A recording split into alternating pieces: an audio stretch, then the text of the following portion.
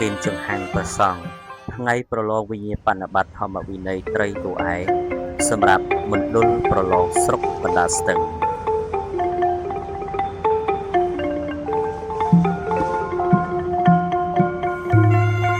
ដែលប្រព្រឹត្តទៅនៅថ្ងៃអាទិត្យ7រោចខែចេសឆ្នាំមមីអត្តស័កពុទ្ធសករាជ2570ត្រូវនៅថ្ងៃទី7ខែមិថុនាឆ្នាំ2026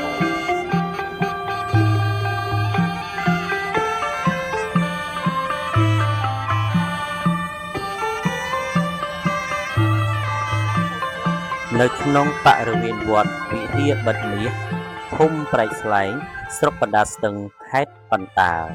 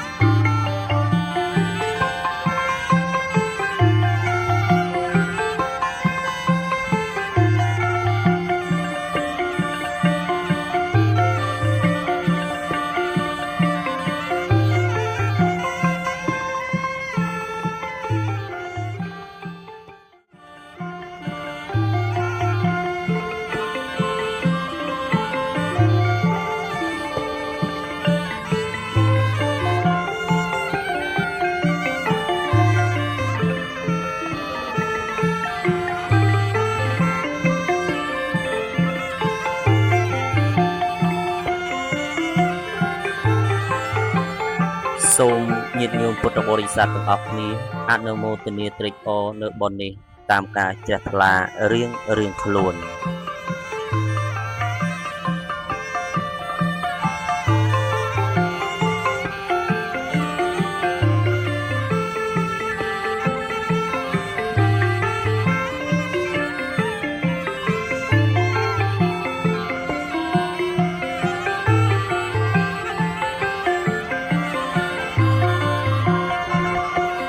និងសូមឧទ្ទិសកុសលផលបុណ្យនេះជូនចំពោះញាតិកាទាំង7សន្តាន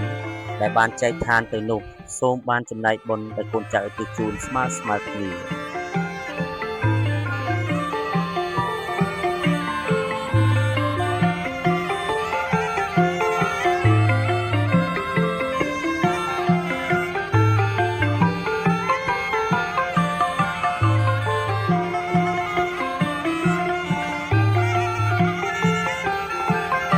សូមអរព្រគុណនិងសូមអរគុណ